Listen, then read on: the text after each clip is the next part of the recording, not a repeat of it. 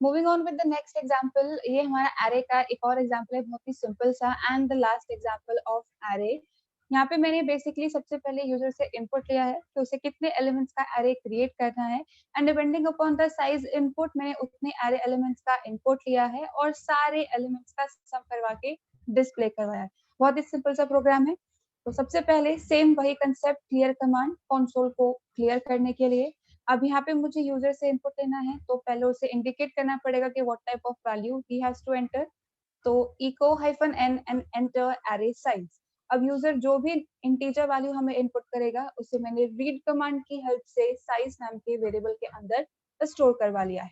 अब यहाँ पे क्योंकि सारे एलिमेंट्स का मुझे वन बाय वन सम करवाना है और एक ही वेरिएबल के अंदर स्टोर करवाना है, तो मैंने सम को 0 से इनिशियलाइज करवा लिया है ताकि किसी भी तरीके का कुछ गार्बेज या गड़बड़ नहीं हो कैलकुलेशंस के अंदर। अब उसके बाद यहाँ पे मुझे वन बाय वन सारे एरे एलिमेंट्स को एक्सेस करना है। तो सिंपली फॉर लूप की हेल्प से मैंने 0 से लेके साइज -1 तक का लूप चलाया है। वन बाय वन इनपुट लेने के साथ साथ ही मैंने यहाँ पे एडिशन ऑपरेशन भी परफॉर्म करवाया है। तो for double parenthesis i is equals to 0 and i less than size followed by the increment part that is i plus plus। अब इसके बाद सिंपली हमारा लूप का कंस्ट्रक्ट स्टार्ट हो रहा है, तो डू और लूप के कंस्ट्रक्ट को क्लोज करने के लिए डन। नाउ इस लूप के अंदर मैंने फिर से एक और इको स्टेटमेंट पास किया है यूजर को इंडिकेट करने के लिए कि अब उसे वैल्यूज इनपुट करनी है एरे के अंदर। तो echo -n एंटर वैल्यू। अब यहाँ पे जो हमारी सारी वैल्यूज जाने वाली है वो है एरे के अलग अलग इंडेक्सेस के ऊपर। अब यहाँ पर मैंने किसी भी तरीके का एरे पहले से क्रिएट नहीं किया है। तो लास्ट क्लास में हम लोगों ने एरे को क्रिएट करने के दो मेथड देखे थे। पहला जहाँ पे हम एरे को क्रिएट करने के साथ साथ उसे इनिशियलाइज भी करवाते थे और फिर उसमें नई वैल्यू हम ऐड कर सकते थे। और सेकेंड एग्जाम्पल था हमारा एक्सप्लिसिट टाइप का डिक्लेरेशन, जहाँ पे हम लोगों ने एरे को क्रिएट नहीं किया था, डिक्लेयर नहीं किया था, डायरेक्टली हम लोगों ने एक एरे वेरिएबल का नेम लिखा और उसके साथ में इंडेक्स वैल्यू लिखी। तो जो भी वैल्यूज थी वो वन बाय वन रिस्पेक्टिवली उस इंडेक्स पे जाके स्टोर हो रही थी। तो सेकेंड मेथड को यूज करके यहाँ पे मैंने एरे को क्रिएट किया है। तो अब इनपुट लेना है और जो भी यूजर इनपुट करेगा उसे एक्सेप्ट करने के लिए हमेशा से हमारे पास में रीड कमांड अवेलेबल है। अब इनपुट आ रहा है हमारे एरे के अंदर, लेकिन एरे के स्पेसिफिक इंडेक्सेस पे। तो यहाँ पे स्क्वायर ब्रैकेट के अंदर हमें यहाँ पे $i मेंशन करना है, क्योंकि किसी भी तरीके के वेरिएबल की वैल्यू को अगर हमें एक्सेस करना है तो डॉलर सिंबल तो लगाना कंपलसरी है। तो ARR $of i। अब करंटली i की वैल्यू 0 है, तो इस ARR नाम के एरे के 0 इंडेक्स पे यूजर जो भी इनपुट करेगा वो जाके स्टोर हो जाएगा। अब जैसे जैसे यहाँ पे मैंने इनपुट लिया है वैसे वैसे ही मैंने यहाँ पे एडिशन ऑपरेशन भी परफॉर्म करवा दिया है।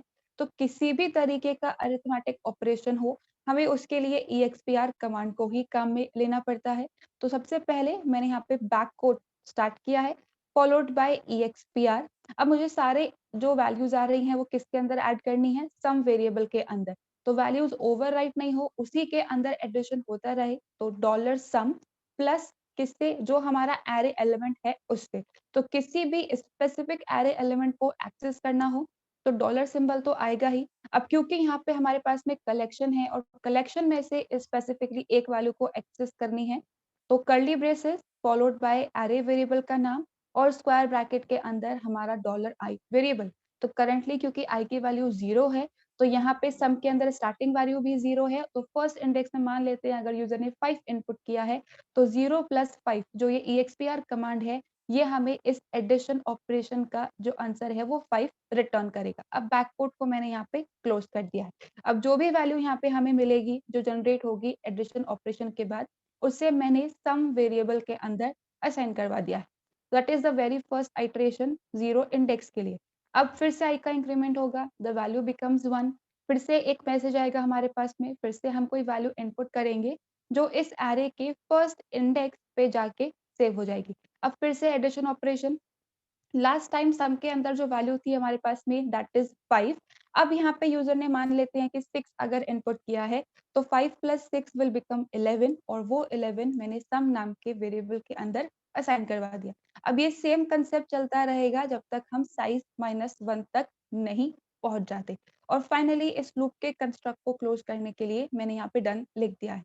अब जो सब मैंने कैलकुलेट किया है उसे प्रिंट करवाने के लिए सिंपल मैंने इको कमांड के साथ में पहले एक मैसेज प्रोवाइड करवाया है, that is sum of all और एरे एलिमेंट्स, और उसके बाद डॉलर सम। तो यहाँ पे जो भी हमारा सम कैलकुलेट होगा उसकी वैल्यू इधर आके सब्स्टिट्यूट हो जाएगी। एक बार इसका एग्जीक्यूशन देख लेते हैं।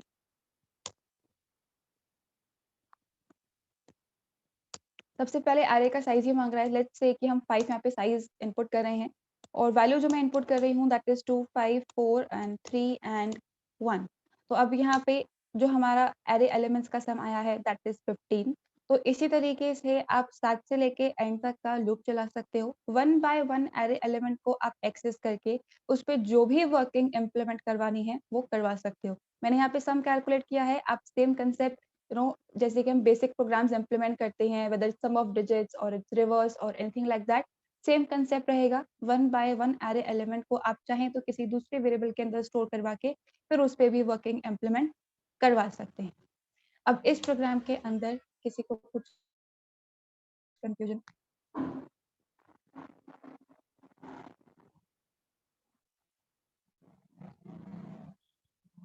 ऑलराइट, नाउ कि यहाँ पे एरे का जो बेसिक कंसेप्ट है वो हमारा ओवर हो गया है। And since you all know how array works, तो मैं बहुत ज्यादा एग्जांपल इसके इम्प्लीमेंट करके नहीं बता रही हूँ। अब अपनी तरफ से एक दो एग्जांपल्स ट्राई करके देख लीजिएगा, या जो असाइनमेंट में प्रोवाइड करूंगी आप उसको सॉल्व करके देख लेना। अगर किसी को उसमें कुछ भी प्रॉब्लम आ रही है तो हम एंड के टॉपिक्स के साथ में फिर एरे के एक दो एग्जाम्पल कवर कर लेंगे, क्योंकि यहाँ पे जो हम शेल पे काम कर रहे हैं that is bash shell, born again shell. तो यहाँ पे मल्टी डायमेंशनल एरे जो है वो सपोर्टेड नहीं है। तो 1D एरे के केस में हमने जितने एग्जांपल्स कवर किए हैं I think they are more than enough. बाकी बेसिक कैसे काम करता है ये आप लोग को पता ही है, जैसे कि आपने बाकी सारे लैंग्वेजेस में पढ़ा है वही कंसेप्ट है। तो बस मेरा मोटिव आपको सिंटेक्स समझाना था। किसी को किसी भी एग्जाम्पल के अंदर अगर कुछ प्रॉब्लम आती है तो आप लोग मुझे बता सकते हैं। अभी के लिए मेरी तरफ से एरे का टॉपिक जो है वो कंप्लीट हो गया है, और अगर कुछ प्रॉब्लम आती है तो हम एक दो एग्जाम्पल और कर लेंगे, ठीक है। तो today we are starting with the next topic that is string. And as you all know कि स्ट्रिंग भी हमारे पास में एक तरीके का कलेक्शन ही है, क्या लेकिन कैरेक्टर्स का कलेक्शन है। तो अब यहाँ पे सबसे पहला एग्जाम्पल स्ट्रिंग वेरिएबल को क्रिएट करना है और उसकी प्रिंटिंग है। बहुत ही सिंपल सा एग्जाम्पल यहाँ पे मैंने क्रिएट किया है। तो सबसे पहले यहाँ पर मैंने क्लियर कमांड लिखा है, सेम वही कंसोल को क्लियर करने के लिए। उसके बाद मैंने यहाँ पे सिंपली एक वेरिएबल क्रिएट किया है str नाम का, जिसके अंदर मैंने Ajmer as a value assign की है। अब यहाँ पर हमेशा लोग कहते हैं कि अगर स्ट्रिंग की बात कर रहे हैं तो डबल कोट्स के अंदर वैल्यूज आनी चाहिए, और कैरेक्टर की बात कर रहे हैं तो सिंगल कोट के अंदर डेटा आना चाहिए। लेकिन शेल स्क्रिप्टिंग के अंदर ऐसा कोई रूल नहीं है। आप चाहें तो डबल कोट्स में भी स्ट्रिंग वेरिएबल क्रिएट कर सकते हैं, और चाहे तो सिंगल कोट को यूज करके भी स्ट्रिंग वेरिएबल क्रिएट कर सकते हैं। ये दोनों को सपोर्ट करता है। तो सबसे पहले यहाँ पे मैंने अजमेर एक सिंपल स्ट्रिंग str नाम के वेरिएबल के अंदर असाइन करवा दी। अब सिंपली मुझे इस वेरिएबल की वैल्यू को प्रिंट करवाना है, तो echo followed by dollar symbol and हमारे वेरिएबल का नाम। तो सिंपल अजमेर जो है वो हमारी स्क्रीन, अजमेर की जो कंप्लीट वेरिएबल की वैल्यू है वो स्क्रीन पर प्रिंट होके आ जाएगी ना। अगर हमें यहाँ पे यूजर से इनपुट लेके किसी स्ट्रिंग टाइप की वेरिएबल को क्रिएट करना है तो यहाँ पे भी कंसेप्ट सेम है जैसे कि नॉर्मल वेरिएबल्स के केस में होता है। एज सच कुछ यहाँ पे डिफरेंस नहीं है। तो सेम वही concept, echo hyphen n user को इंडिकेट करने के लिए कि उसे क्या इनपुट करना है। तो मैसेज मैंने प्रोवाइड किया है एंटर स्ट्रिंग। अब जो भी यूजर इनपुट करेगा उसे किसी न किसी वेरिएबल में स्टोर करवाना है। तो रीड कमांड की हेल्प से पहले हम डेटा को रीड करेंगे जो यूजर ने इनपुट किया है, और str1 नाम के वेरिएबल के अंदर मैंने उसे असाइन करवा दिया। और फाइनली इस वेरिएबल की वैल्यू को प्रिंट करवाने के लिए इको कमांड की मैंने हेल्प ली है, echo followed by dollar symbol and str1। तो जो भी डेटा यूजर इनपुट करेगा वो हमारी स्क्रीन पर प्रिंट हो जाएगा। अब यहाँ पर लास्ट क्लास में जिस तरीके से हम लोगों ने एरे की लेंथ को कैलकुलेट किया था, लगभग उसी से मिलता जुलता सिंटेक्स है हमारा स्ट्रिंग की लेंथ को भी कैलकुलेट करने का। There might be various different languages जहाँ पे आपने अलग अलग तरीके के फंक्शंस पढ़े होंगे स्ट्रिंग की लेंथ के लिए। लाइक लेन होता है, str लेन होता है, लेंथ यहाँ पे हमारे पास में फंक्शन होता है। लेकिन लिनक्स के अंदर शेल स्क्रिप्टिंग के अंदर एज सच कोई फंक्शन हमारे पास में अवेलेबल नहीं है। बहुत छोटा सा सिंटेक्स है, जैसे हमने एरे के केस में फॉलो किया था। तो सबसे पहले तो मैंने यहाँ पे इको कमांड की हेल्प से सिंपली एक मैसेज प्रोवाइड किया है, that is length of string $str1। तो बेसिकली यहाँ पे यूजर से इनपुट जो हमने लिया है str1 वेरिएबल के अंदर, उसकी यहाँ पे लेंथ में कैलकुलेट कर रही हूँ। तो यहाँ पे लेंथ ऑफ स्ट्रिंग और जो भी डेटा हम इनपुट करेंगे वो यहाँ पे सब्स्टिट्यूट हो जाएगा। तो मान लेते हैं यूजर ने यहाँ पे Ajmer as a data input किया है, तो length of string Ajmer is कुछ इस तरीके का हमारा मैसेज फॉर्म होगा। अब लेंथ को कैलकुलेट करने के लिए सिंपली हमें क्या करना है, सबसे पहले तो dollar symbol, because we are accessing a variable. उसके बाद कर्ली ब्रेसेस के अंदर हमें हैश सिंबल लिखना है। सेम वही कंसेप्ट है जो एरे के केस में था। हैश के बाद हमें यहाँ पे हमारे स्ट्रिंग वेरिएबल का नाम लिखना है। एरे के केस में क्या होता था, हम एरे वेरिएबल का नाम लिखते थे और स्क्वायर ब्रैकेट्स के अंदर एट द रेट या फिर हम लोग एस्ट्रिक का सिंबल मेंशन करते थे कि जितने भी एलिमेंट्स है उन सब की लेंथ को हमें कैलकुलेट करना है। अब यहाँ पे एज सच मल्टीपल एलिमेंट्स तो है नहीं, हमारा एक सिंगल वेरिएबल ही है, इसी वजह से यहाँ पे स्क्वायर ब्रैकेट जैसा कोई कंसेप्ट नहीं आएगा। सिंपल डॉलर सिंबल और कर्ली ब्रेसेस के अंदर हैश ऑफ str। तो ये इस फर्स्ट स्ट्रिंग जो हमारा str1 वेरिएबल है उसकी लेंथ हमें रिटर्न करके दे देगा। तो एक बारी इसका एग्जीक्यूशन देख लेते हैं। देखिए, सबसे पहले तो मैंने एक सिंपल str नाम का वेरिएबल क्रिएट किया था, जहाँ पे अजमेर नाम की स्ट्रिंग मैंने स्टोर करवाई है। उसके बाद सेकंड स्ट्रिंग का हमने यूजर से इनपुट लिया है, तो मैंने राजस्थान एक स्ट्रिंग इनपुट कर दी है। तो यहाँ पे सबसे पहले उस स्ट्रिंग को मैंने डिस्प्ले करवाया था और उसके बाद उसकी लेंथ को डिस्प्ले करवाया था। तो लेंथ ऑफ स्ट्रिंग राजस्थान यानी कि str1 वेरिएबल की जो वैल्यू है वो इधर सब्स्टिट्यूट हो गई है, इज एंड 9। तो कुछ इस तरीके से आप स्ट्रिंग वेरिएबल क्रिएट कर सकते हैं और उसकी लेंथ को प्रिंट कर सकते हैं। अब ये लेंथ जो है वो आगे के हमारे एग्जाम्पल्स में काफी ज्यादा काम में आने वाला है। आई होप इस एग्जाम्पल में किसी को कुछ कंफ्यूजन नहीं होगा।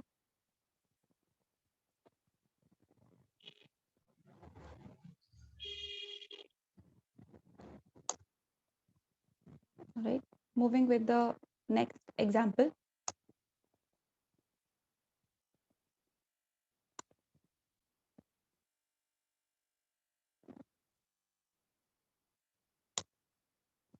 Just a second guys, I think there has been a problem. I think files में कुछ गड़बड़ हो गई है। नॉट अ प्रॉब्लम, मैंने डॉक्यूमेंट क्रिएट कर रखा है तो अब कुछ प्रॉब्लम नहीं आएगी आई थिंक हमें। ऑलराइट, तो अभी तक हमने स्ट्रिंग वेरिएबल को क्रिएट करके उसकी लेंथ को प्रिंट करना देख लिया है। तो कुछ इस तरीके का हमारे पास में आउटपुट आएगा, जैसे कि मैंने आपको अभी एग्जीक्यूट करके बताया। Now moving on with the next example. यहाँ पे हमने बहुत सारी ऑपरेटर्स की कैटेगरी डिस्कस की थी initially when we were working with simple variables, या फिर हम लोग नॉर्मल इंटीजर टाइप की वैल्यूज के साथ में काम कर रहे थे। तो यहाँ पे हमारे पास में ऑपरेटर्स की एक और कैटेगरी अवेलेबल है जो कहलाते हैं स्ट्रिंग के ऑपरेटर। यूजुअली जब हमें अरिथमेटिक ऑपरेशन या कंडीशन से रिलेटेड कुछ काम करवाना होता है तो वहाँ पे हम लोग नॉर्मल रिलेशनल ऑपरेटर्स के बजाय सिंबल्स को काम में लेते हैं, like -gt, -lt, -eq, -ne, क्योंकि वो इंटीजर वैल्यूज के साथ में सपोर्ट करते हैं। लेकिन अगर हमें स्ट्रिंग में अलग अलग तरीके के कंपैरिजन परफॉर्म करवाने हैं तो यहाँ पे जो इक्वल्स टू का सिंबल होता है या नॉट इक्वल्स टू का सिंबल होता है, जो बाकी सारे लैंग्वेजेस में हम काम में लेते हैं, उन्हें यहाँ पे स्ट्रिंग ऑपरेटर्स की कैटेगरी के अंदर कंसिडर किया गया है। तो नेक्स्ट जो हमारा एग्जाम्पल है, सिंपली यहाँ पे दो स्ट्रिंग्स हमें इनपुट लेनी है या दो स्ट्रिंग वेरिएबल्स हमें क्रिएट करने हैं और सिंपली हमें ये चेक करना है कि वो दोनों स्ट्रिंग्स बराबर हैं या नहीं। अब यहाँ पे जो हम बाकी लैंग्वेजेस में आई थिंक जैसे इम्प्लीमेंट करते हैं कि कैपिटल ए और स्मॉल ए जैसा डिफरेंस, तो यहाँ पे डिफरेंस जैसा कोई हमें रिटर्न नहीं होता है। Character bye character matching perform होती है। तो अगर कैरेक्टर आपस में मैच करते हैं तो ठीक है, और अगर नहीं करते हैं तो फिर कंडीशन फॉल्स होने पर उसके अकॉर्डिंग हमारा आउटपुट आता है। तो सेम वही, सबसे पहले क्लियर कमांड, उसके बाद मैंने यहाँ पे दो वेरिएबल्स क्रिएट किए हैं, str1 is equals to Ajmer and str2 also equals to Ajmer. अब दोनों के अंदर जो सारे कैरेक्टर्स है from the beginning to the start एकदम सेम है। लिनक्स भी केस सेंसिटिव है, यहाँ पे ऑलमोस्ट जैसे कि सी होता है, सी प्लस प्लस होता है, यहाँ पे शेल स्क्रिप्टिंग भी हमारी केस सेंसिटिव के तौर पे काम करती है। तो अब यहाँ पे अगर मुझे ये चेक करना है that two strings are equal और नॉट, तो उसके लिए हमारे पास में इक्वल्स टू का सिंबल अवेलेबल है। अब यहाँ पे ये रिलेशनल ऑपरेटर नहीं है, ये हमारा स्ट्रिंग का ऑपरेटर है। इस चीज को आपको ध्यान रखना है, ठीक है। अगर आप नॉर्मल रिलेशनल ऑपरेटर्स की अगर कंपैरिजन करवाने के केस में इस सिंबल को मेंशन कर दोगे, तो यहाँ पे आपके पास में एरर आ सकता है। तो सबसे पहले मैंने यहाँ पे इफ स्टेटमेंट लिखा है। अब इफ के बाद हमेशा स्क्वायर ब्रैकेट्स के अंदर हमें कंडीशंस को स्पेसिफाई करना होता है। अब यहाँ पे जो ये दो मेरी स्ट्रिंग है, मुझे इनको मैच करवाना है, यानी कि वेरिएबल की वैल्यू को एक्सेस करना है। तो $str1 is equals to $str2, यानी कि अजमेर अगर अजमेर की इक्वल है तो क्या करना है, सिंपली मैंने यहाँ पे लिखा है देन और इको की हेल्प से एक मैसेज प्रिंट करवा दिया है that both strings are equal and 5। तो अभी तक का जो हमारा ये प्रोग्राम है, अगर हम इसे रन करेंगे तो आउटपुट हमारा बोथ स्ट्रिंग्स आर इक्वल ही आएगा, क्योंकि कैरेक्टर बाय कैरेक्टर पूरी स्ट्रिंग जो है वो मैच कर रही है। अब इतने पार्ट के बाद मैंने यहाँ पे str2 की जो वैल्यू है उसमें थोड़े से मॉडिफिकेशन कर दिए। मॉडिफिकेशन करने का मतलब जो हमारा कैपिटल ए था उसे मैंने अब स्मॉल ए बना के बेसिकली एक नई स्ट्रिंग str2 के अंदर असाइन करवा दी है। अब नेक्स्ट जो हम यहाँ पे कंपैरिजन कर रहे हैं वो ये है that these strings are not equal। तो not equal के लिए यहाँ पे exclamation mark and equals to, जो not equals to का सिंबल होता है हमारा, वो हम यहाँ पे काम में ले सकते हैं। तो if then again कंडीशन के लिए square brackets $str1 not equals to $str2। अब ऑब्वियसली दोनों स्ट्रिंग आपस में मैच करेंगे ही नहीं, क्योंकि कैपिटल ए जो है वो स्मॉल ए के बराबर हो ही नहीं सकता। तो यहीं पे ही फर्स्ट कैरेक्टर के केस में हमारी कंडीशन जो है वो फॉल्स हो जाएगी, बाकी के कैरेक्टर्स जो है वो तो ये चेक ही नहीं करेगा।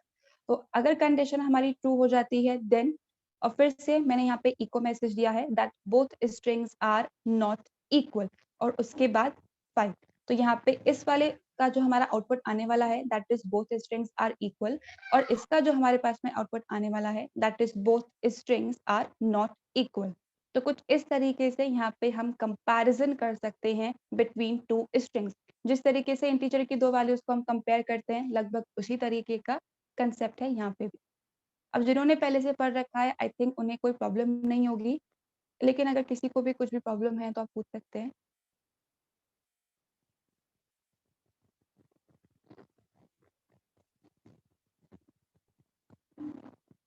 All right.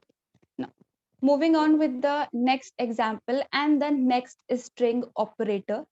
ये यहाँ पे यूजुअली होता क्या है, हम लोग कभी भी अगर हमें ये चेक करना हो कि जो स्ट्रिंग्स है हमारे वो खाली है या नहीं, तो हम क्या करते हैं, पहले उस स्ट्रिंग के लेंथ को कैलकुलेट करते हैं। अब अगर वो लेंथ जो है वो 0 के बराबर होता है तो हम ये कह देते हैं कि जो स्ट्रिंग है वो खाली है, वरना वो खाली नहीं है, उसमें कोई ना कोई कैरेक्टर प्रेजेंट है। लेकिन स्ट्रिंग एम्प्टी है या नहीं उसको चेक करने के लिए भी यहाँ पे शेल स्क्रिप्टिंग के साथ में हमें कुछ ऑपरेटर्स प्रोवाइड करवा दिए गए। तो यहाँ पे वही हमारा एग्जाम्पल है। सेम सबसे पहले क्लियर कमांड, उसके बाद मैंने दो स्ट्रिंग्स यहाँ पे क्रिएट किए हैं। str1 के अंदर मैंने सिंपली हेलो नाम का एक स्ट्रिंग जो है वो असाइन करवा दिया है, और str2 के अंदर मैंने सिंपली एक opening and closing double quote यानी कि एम्प्टी स्ट्रिंग को क्रिएट किया है। अब यहाँ पे जो दो ऑपरेटर्स की हम बात कर रहे हैं that is -n and -z। -n का सिंपली मतलब क्या होता है, हम जिस भी स्ट्रिंग के साथ में इसे काम में ले रहे होते हैं, अगर उसकी लेंथ जो है वो 0 नहीं होती है, यानी कि कुछ ना कुछ डेटा इस स्ट्रिंग के अंदर प्रेजेंट है, तो ये क्या करता है, ये हमें ट्रू रिटर्न करने का काम करता है। सिमिलरली अगर हमारे पास में यहाँ पे -z जो ऑप्शन है, जो ऑपरेटर है, किसी भी स्ट्रिंग वेरिएबल के साथ अगर हम इसे काम में लेते हैं और वो स्ट्रिंग एम्प्टी होती है, मतलब उसकी लेंथ 0 होती है, तो ये हमें ट्रू रिटर्न करने का काम करता है। तो स्ट्रिंग एम्प्टी है या नहीं है डिपेंडिंग अपॉन क्या क्वेश्चन पूछा गया है, आप -n और -z को काम में ले सकते हैं। तो सबसे पहले यहाँ पे मैंने लिखा है इफ, और क्योंकि मुझे चेक करना है खाली है या नहीं, तो ऑब्वियसली हमारा एक कंडीशन फॉर्म हो रहा है, तो -n एंड स्पेस $str। तो अगर इस $str की लेंथ 0 होगी, यानी कि कंप्लीट खाली है, कुछ भी नहीं है, तो ये हमें फॉल्स रिटर्न करेगा, वरना ये हमें ट्रू रिटर्न करेगा। तो अभी तो जो हमारा str1 वेरिएबल है उसके अंदर मैंने हेलो नाम की जो स्ट्रिंग है वो असाइन कर रखी है, तो ये अभी खाली नहीं है, तो उस केस में इसकी लेंथ 0 नहीं है, तो कंडीशन जो है वो ट्रू हो जाएगी। देन यहाँ पे मैंने सिंपली एक मैसेज प्रिंट करवाया है, that is string length is not 0, और उसके बाद इफ को क्लोज करने के लिए फॉलोड बाय 5। तो अगर हम इतने प्रोग्राम को रन करते हैं, तो क्योंकि यहाँ पे स्ट्रिंग 1 की लेंथ जो है वो 0 नहीं है, कंडीशन ट्रू होने पे ये मैसेज हमारी स्क्रीन पर डिस्प्ले होके आ जाएगा। Followed by the next part, if फिर से सेम कंडीशन है -z$str2। अब str2 के केस में यहाँ पे किसी भी तरीके का कोई कैरेक्टर प्रेजेंट नहीं है, यानी कि इसकी लेंथ 0 है। तो यहाँ पे लेंथ 0 के केस में जो -z है वो हमें ट्रू रिटर्न करता है, और एल्स ये हमें फॉल्स रिटर्न करने का काम करता है। अगर हम यहाँ पे लिखेंगे -z$str1, तो str1 तो खाली है ही नहीं, उसके अंदर तो कुछ डेटा है, तो उस केस में ये हमें फॉल्स रिटर्न करेगा। लेकिन अभी str2 इज एम्प्टी, तो ये हमें ट्रू रिटर्न करेगा। ट्रू रिटर्न करने पर इफ के स्टेटमेंट्स एग्जीक्यूट होंगे हमारे, तो simply then followed by echo statement that is string length is 0, और उसके बाद इफ को क्लोज करने के लिए मैंने यहाँ पे 5 लिख दिया है। तो अभी इस प्रोग्राम का जो करंट आउटपुट हमारा आने वाला है, वो दोनों इको स्टेटमेंट्स हमारे पास में प्रिंट होके आने वाले हैं, क्योंकि str1 की लेंथ 0 नहीं है और str2 की लेंथ 0 है। तो आप कुछ इस तरीके से चेक कर सकते हो that strings are empty or not with the help of -n and -z। तो लेंथ को कैलकुलेट करके फिर उसे रिलेशन ऑपरेटर के साथ में चेक करने की जरूरत नहीं है। आई होप इस एग्जाम्पल में किसी को कुछ कंफ्यूजन नहीं है।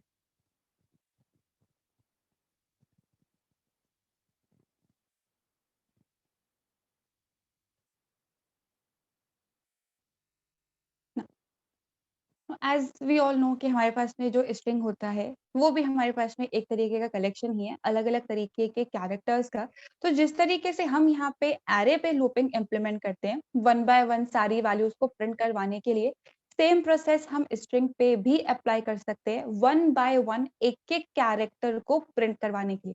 बस यहाँ पे थोड़ा सा जो सिंटेक्स है वो डिफरेंट है, तो सिंटेक्स आप लोग ध्यान से देखिएगा। एरे की तरह ये काम नहीं करता है, थोड़ा सा अलग तरीके से ये काम करता है। तो सबसे पहले तो मैंने यहाँ पे क्लियर कमांड लिखी है टू कंसोल द क्लियर। अब उसके बाद मैंने यहाँ पे यूजर से इनपुट लिया है कि उसे किस स्ट्रिंग पे वर्किंग इम्प्लीमेंट करवानी। तो echo -n एंटर स्ट्रिंग, और रीड कमांड की हेल्प से जो भी वैल्यू यूजर इनपुट करेगा उसे मैंने str के अंदर स्टोर करवा लिया है। अब जैसे कि मैंने आपको पहले भी बताया था कि अगर हमें लेंथ यहाँ पे कैलकुलेट करनी है, तो सबसे पहले हमें यहाँ पे dollar symbol followed by curly braces, और कर्ली ब्रेसेस के अंदर हैश का सिंबल फॉलोड बाय हमारे स्ट्रिंग वेरिएबल का नाम। तो इससे क्या होगा, हमारे स्ट्रिंग की जो कंप्लीट लेंथ है वो इधर आके स्टोर हो जाएगी। बस लेंथ को क्यों कैलकुलेट कर रहे हैं, क्योंकि 0 से लेंथ -1 तक का अगर हम लूप चलाएंगे तो ही हमारे 1 बाय 1 सारे कैरेक्टर्स जो हैं वो डिस्प्ले होंगे। तो जो इंडेक्सिंग वाला पार्ट है वो बिल्कुल एरे की तरह ही काम करता है, 0 1 2 3 4 इंडेक्सेस पे, एंड सेम गोज ऑन। इसी तरीके से वैल्यूज हमारी प्रेजेंट होंगी। तो यहाँ पर मुझे कहाँ तक लूप चलाना है, मैंने उस फाइनल वैल्यू लेन नाम के वेरिएबल के अंदर स्टोर करवा ली है। अब सिंपली यहाँ पे मैंने फॉर लूप की हेल्प से 1 बाय 1 एक एक कैरेक्टर को प्रिंट करवाया। तो for i is equals to 0, i is less than len and i plus plus, followed by do and done. अब यहाँ पर जब भी हम किसी भी तरीके का डेटा प्रिंट करवाते हैं, यूजुअली जैसे कि बाकी लैंग्वेजेस के अंदर होता है, तो हम क्या लिखते हैं echo $str of i। Basically इस स्ट्रिंग के हर एक इंडेक्स पे क्या प्रेजेंट है, हम कुछ उस तरीके का डेटा प्रिंट करवाते हैं। लेकिन यहाँ पे जो ये सिंटेक्स है इसको फॉलो नहीं किया जाता, थोड़ा सा कंसेप्ट जो है वो यहाँ पे अलग है। तो सबसे पहले हमें यहाँ पे इको कमांड लिखनी है क्योंकि हमें डेटा प्रिंट करवाना है, फॉलोड बाय डॉलर सिंबल क्योंकि वेरिएबल की वैल्यू को हम एक्सेस कर रहे हैं। अब इस वेरिएबल के अंदर हमारे पास में कंप्लीट कलेक्शन है, मल्टीपल कैरेक्टर्स अवेलेबल। तो सबसे पहले तो कर्ली ब्रेस स्टार्ट करने के बाद हमारे स्ट्रिंग वेरिएबल का नाम आता है, उसके बाद आता है यहाँ पे एक कोलन का सिंबल, उसके बाद $i यानी कि करंटली हमारे i की वैल्यू क्या है, स्टार्टिंग में 0 है। तो इस स्ट्रिंग की हम प्रिंटिंग स्टार्ट कर रहे हैं कहाँ से, 0 इंडेक्स से हम इसकी प्रिंटिंग स्टार्ट कर रहे हैं। लेकिन अगर आप यहाँ पे सिर्फ str:$i लिख के छोड़ दोगे तो होगा क्या, मान लेते हैं यहाँ पे हमारे पास में स्ट्रिंग है हेलो, ठीक है, तो यूजर ने इनपुट किया है दैट इज हेलो। तो यहाँ पे करंटली आई की जो वैल्यू है दैट इज 0, तो 0 इंडेक्स से एंड तक के सारे कैरेक्टर्स प्रिंट हो जाएंगे। उसके बाद नेक्स्ट टाइम जब हमारा लूप चलेगा तो आई की वैल्यू बन जाएगी 1, तो फर्स्ट इंडेक्स से सारे कैरेक्टर्स हमारे पास में प्रिंट होके आ जाएंगे। फिर से i का इंक्रीमेंट होगा, वैल्यू बन जाएगी 2, तो सेकंड इंडेक्स से सारे कैरेक्टर्स हमारे पास में प्रिंट होके आ जाएंगे। फिर से इंक्रीमेंट होगा, i की वैल्यू 3 बनेगी, तो थर्ड इंडेक्स से लेके एंड तक के सारे कैरेक्टर्स प्रिंट होके आ जाएंगे। तो हमें ऐसा आउटपुट नहीं चाहिए, हमें तो 1 बाय 1 सारे कैरेक्टर्स प्रिंट करवाने हैं। तो यहाँ पे हम कौन से इंडेक्स से प्रिंटिंग स्टार्ट करवाना चाहते हैं और कितने कैरेक्टर्स हमें प्रिंट करवाने हैं, वो हमें यहाँ पे मेंशन करना है। तो इस स्ट्रिंग वेरिएबल में 0 इंडेक्स से मैं सिर्फ एक कैरेक्टर को प्रिंट करवाना चाहती हूँ। तो str:$i: फॉलोड बाय 1 और कर्ली ब्रेसेस क्लोज। तो अब यहाँ पे होगा क्या, यहाँ पे करंटली हमारे पास में i की वैल्यू 0 है, तो 0 इंडेक्स से सिर्फ एक कैरेक्टर डिस्प्ले करवाना है, तो सिर्फ h ही हमारे पास में यहाँ पे डिस्प्ले होगा। उसके बाद i का इंक्रीमेंट हो जाएगा, i की वैल्यू बन जाएगी 1। तो str में फर्स्ट इंडेक्स पे जो हमारा डेटा है वहां से मुझे प्रिंटिंग स्टार्ट करनी है। अब कितना डेटा प्रिंट करवाना है, हमने यहाँ पे 1 as a parameter as a value यहाँ पे पास की हुई है, तो सिर्फ एक कैरेक्टर यानी कि e डिस्प्ले होगा।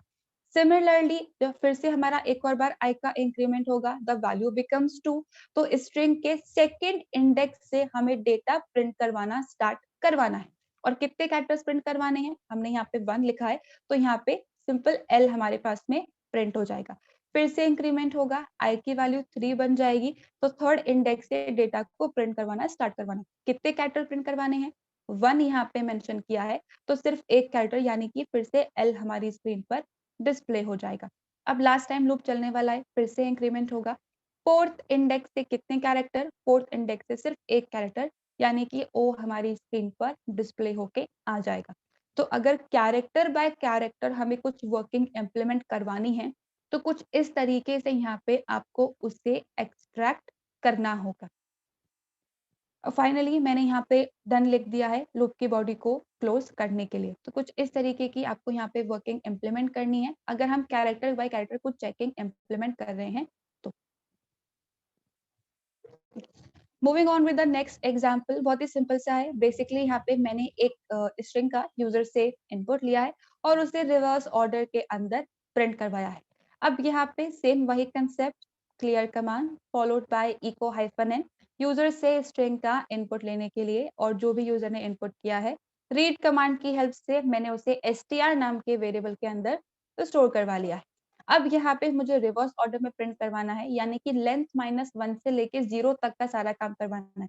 तो पहले लेंथ पता होनी चाहिए। तो सेम वही कंसेप्ट जैसे कि लास्ट एग्जांपल में इम्प्लीमेंट किया, लेंथ को कैलकुलेट करने के लिए dollar symbol followed by curly braces, hash और हमारे स्ट्रिंग वेरिएबल का नाम। तो ये हैश क्या है, सारे कैरेक्टर्स का टोटल काउंट हमें रिटर्न करेगा जो हमने लेन नाम के वेरिएबल के अंदर असाइन करवा लिया है। अब सिंपली हमें लूपिंग करवानी है फ्रॉम लेन -1 से लेके 0 तक और 1 बाय 1 कैरेक्टर को हमें प्रिंट करवाना है। तो for i is equals to len -1, i is greater than equals to 0 and i minus. तो करंटली होगा क्या, अगर 5 कैरेक्टर्स हम मान लीजिए तो फोर्थ इंडेक्स से हमारी प्रिंटिंग स्टार्ट होने वाली है। 4 then 3 then 2 then 1 and then 0। Same वही कंसेप्ट, डू और डन के बीच में हमें लूप के सारे स्टेटमेंट्स लिखने हैं। अब यहाँ पे प्रिंटिंग का कंसेप्ट बिल्कुल वैसा ही है जैसे कि हमने अभी इस एग्जाम्पल में डिस्कस किया। इको स्टेटमेंट, अब यहाँ पे क्योंकि हमें रिवर्स के अंदर डेटा को प्रिंट करवा रही हूँ, तो मुझे यहाँ पे अलग अलग लाइन के अंदर नहीं चाहिए डेटा, सेम ही लाइन के अंदर सारे कैरेक्टर्स रिवर्स ऑर्डर में डिस्प्ले हो जाएं। तो उसके लिए -n हम स्टार्टिंग से काम में लेते आए हैं।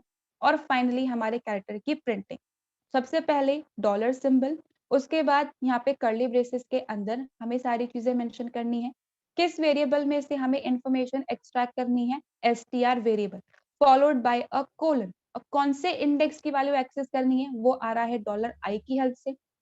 अब यहाँ पे अगर मैं $i मेंशन करूंगी तो हम तो स्टार्टिंग पोजीशन मेंशन कर रहे हैं, उस पोजीशन से लेके फिर कंप्लीट एंड तक सारा काम होता रहेगा, ऐसा नहीं करवाना, एक एक कैरेक्टर ही बस डिस्प्ले करवाना है। तो $i कोलन फिर 1। तो मान लेते हैं कि अगर मैंने यहाँ पे अजमेर स्ट्रिंग दिया है तो यहाँ पे लेन हमारी 5 निकल के आएगी, लेन -1 यानी कि फोर्थ से काम हो रहा है।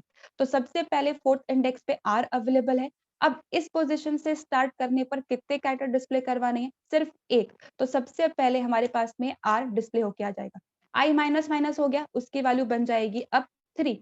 अब इस थर्ड इंडेक्स से हमें कितना डेटा डिस्प्ले करवाना है, सिर्फ एक कैरेक्टर, तो e हमारे पास में डिस्प्ले हो जाएगा। फिर से आई के अंदर डिक्रीमेंट, इट बिकम्स 2। अब सेकंड इंडेक्स से कितना डेटा डिस्प्ले करवाना है? सिर्फ एक कैरेक्टर, तो m यहाँ पे डिस्प्ले हो जाएगा। फिर से आई में डिक्रीमेंट, इट बिकम्स 1। अब फर्स्ट इंडेक्स से कितना डेटा? सिर्फ एक कैरेक्टर, तो यहाँ पे j डिस्प्ले हो जाएगा। फिर से सेम वही concept, minus minus it become 0, तो 0 इंडेक्स से हमें कितना डेटा डिस्प्ले करवाना है? सिर्फ एक character, that is capital A।